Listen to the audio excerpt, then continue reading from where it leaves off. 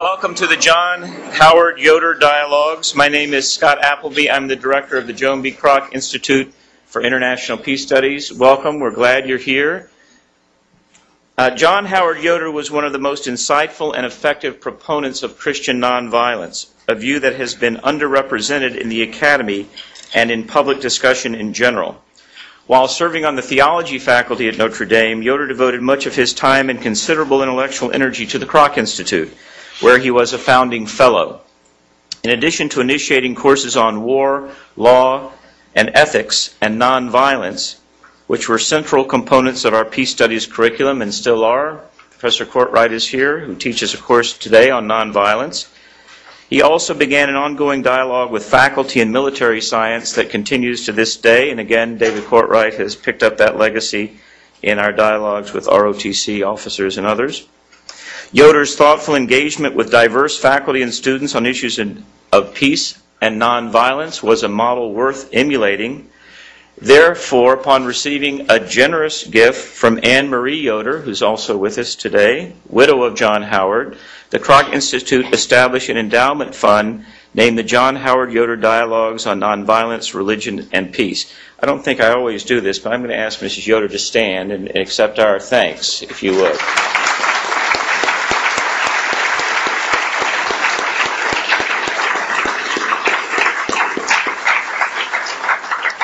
The previous Yoder lecturers included Jim Wallace, editor-in-chief of Sojourners magazine, Walter Wink, the internationally known lecturer and author of When the Powers Fall series, Stanley Hauerwas, Gilbert T. Rowe, professor of theological ethics at the Divinity School at Duke University, Judith Brown, Bate professor of Commonwealth History in the University of Oxford, Miroslav Volf, Henry B. Wright, professor of systematic theology at Yale Divinity School, and last year Avishai Margalit, Schulman professor of philosophy at the Hebrew University of Jerusalem and one of the founding members of Peace Now.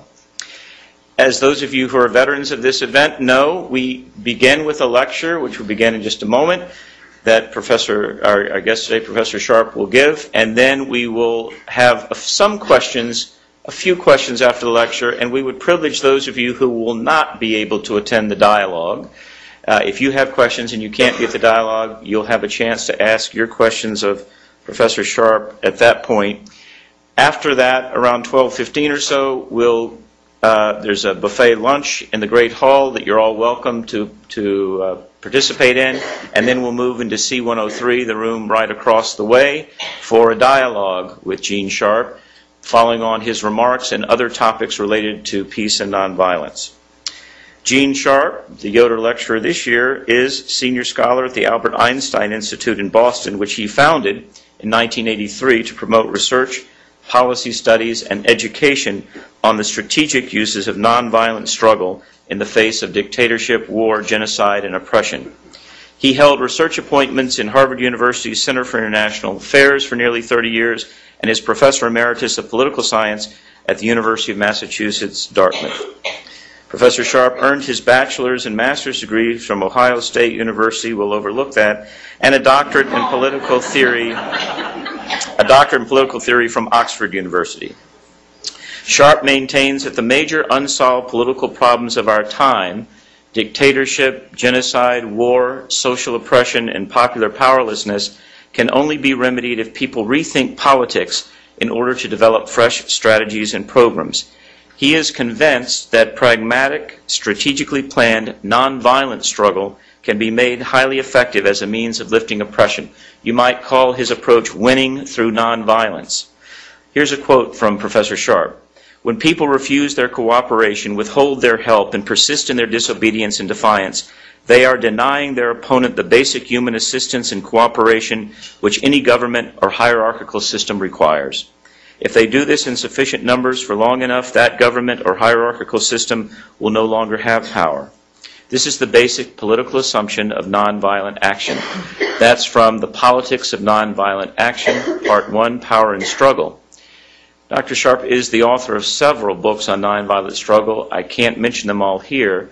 His writings have been published in English in several countries and in 27 other languages and counting. His Politics of Nonviolent Action, which I just mentioned, in 1973, was immediately hailed as a classic and the definitive study of nonviolent struggle. In 2004, Thomas Weber wrote in the journal Peace and Change, quote, "There appear to be two approaches to nonviolence. They have been termed principled, where emphasis is on human harmony and a moral rejection of violence and coercion, and pragmatic, where conflict is seen as normal and the rejection of violence as an effective way of challenging power. Failure to distinguish between these two strands," he wrote, "can lead to a diminution in the effectiveness of nonviolent action and can cause confusion among the audience. The acknowledged leading figures representing these approaches are Mahatma Gandhi and Gene Sharp.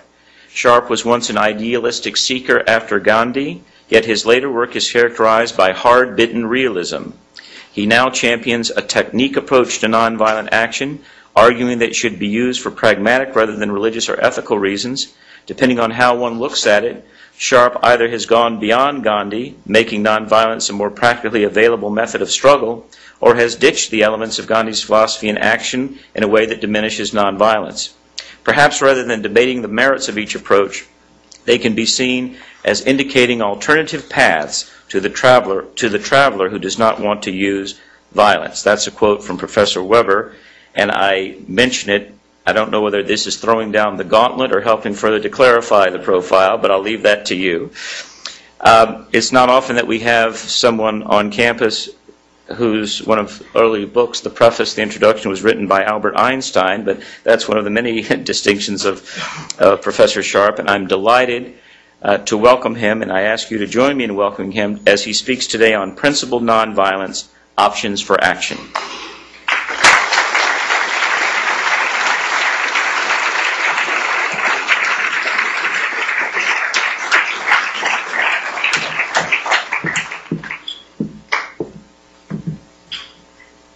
Thank you all.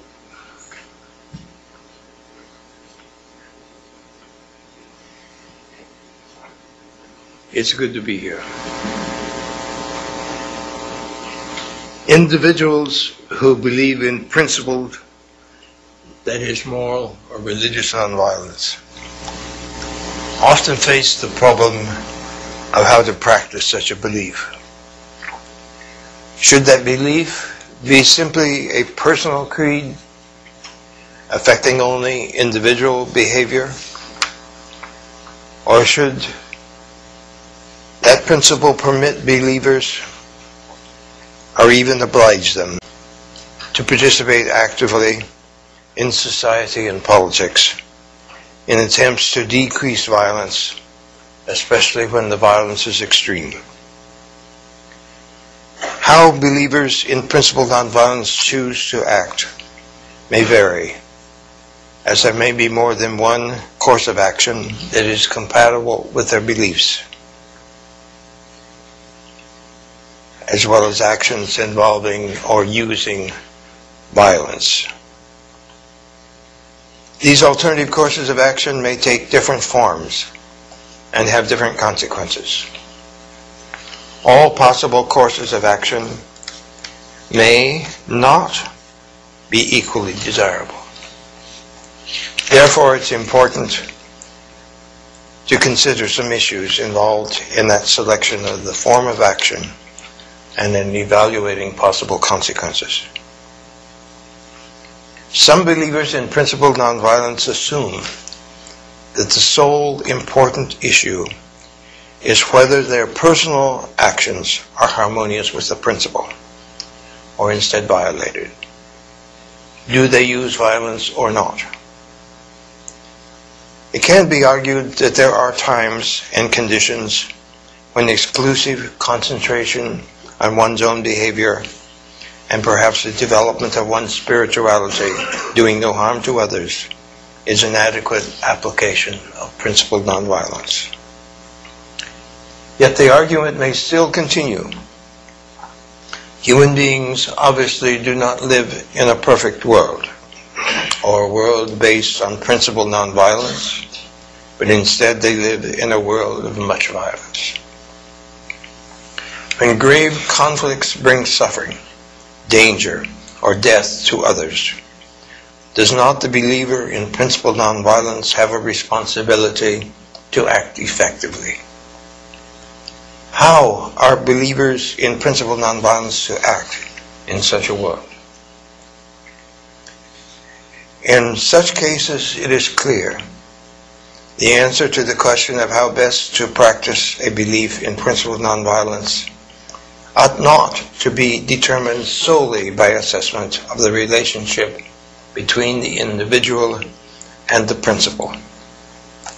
What about the needs posed by human suffering, hostile violence, and oppression? Can the individual live in harmony with the principle while simultaneously attempting to meet the needs of the wider society? And if so, how? The individual, the principle, and the society constitute a three-way relationship, not solely between the principle and the individual believer. A second important question arises. Can a moral or religious principle of nonviolence be practically applied in the harsh political world?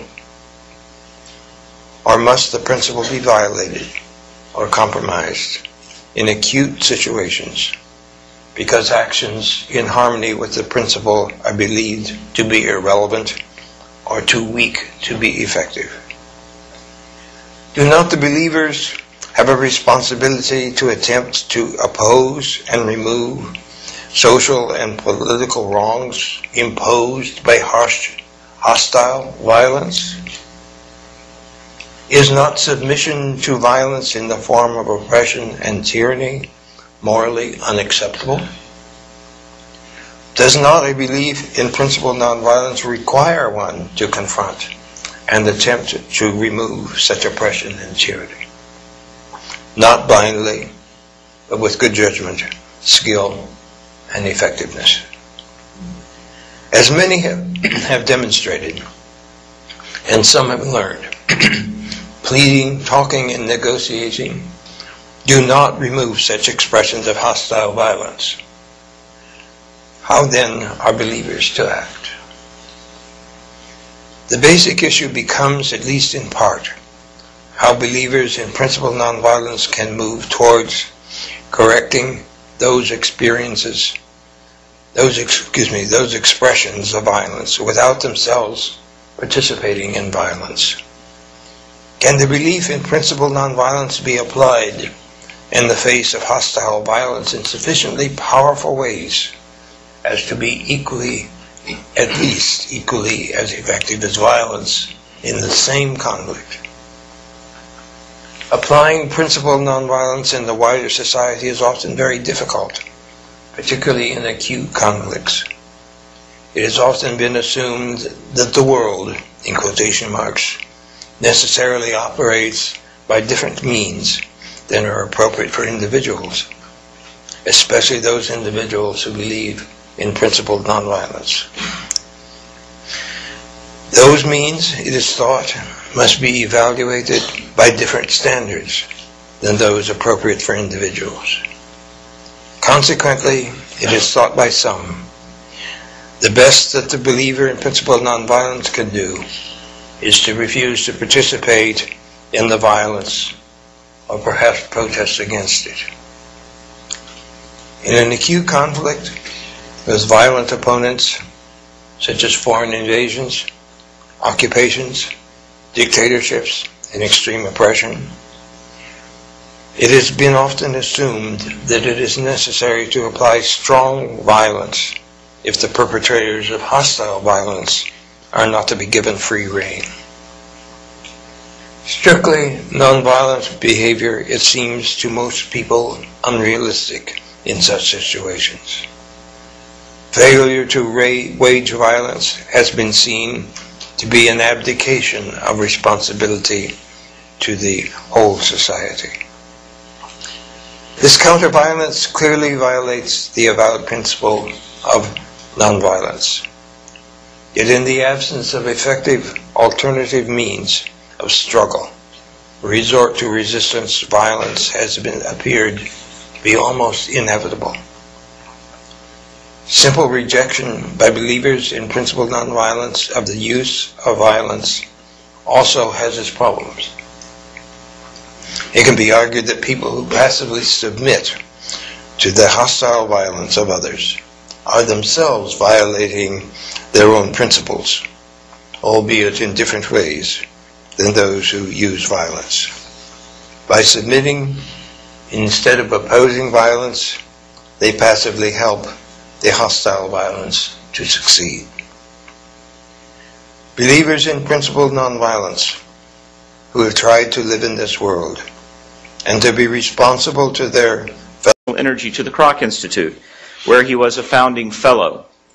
In addition to initiating courses on war, law, and ethics and nonviolence, which were central components of our peace studies curriculum and still are, Professor Courtwright is here, who teaches a course today on nonviolence. He also began an ongoing dialogue with faculty in military science that continues to this day, and again, David Courtwright has picked up that legacy in our dialogues with our... Welcome to the John Howard Yoder Dialogues. My name is Scott Appleby. I'm the director of the Joan B. Kroc Institute for International Peace Studies. Welcome. We're glad you're here. John Howard Yoder was one of the most insightful and effective proponents of Christian nonviolence, a view that has been underrepresented in the academy and in public discussion in general. While serving on the theology faculty at Notre Dame, Yoder devoted much of his time and considerable intellectual OTC officers and others. Yoder's thoughtful engagement with diverse faculty and students on issues of peace and nonviolence was a model worth emulating. Therefore, upon receiving a generous gift from Anne Marie Yoder, who's also with us today, widow of John Howard, the Kroc Institute established an endowment fund named the John Howard Yoder Dialogues on Nonviolence, Religion, and Peace. I don't think I always do this, but I'm going to ask Mrs. Yoder, Trinity School at Duke University, Judith Brown, Bate Professor of Commonwealth History in the University of Oxford, Miroslav Volf, Henry B. Wright Professor of Systematic Theology at Yale Divinity School, and last year Avishai Margalit, Schulman Professor of Philosophy at the Hebrew University of Jerusalem, and one of the founding members of Peace Now. As those of you who are veterans of this event know, we begin with a lecture, which will begin in just a moment, that Professor to stand and accept our thanks, if you would.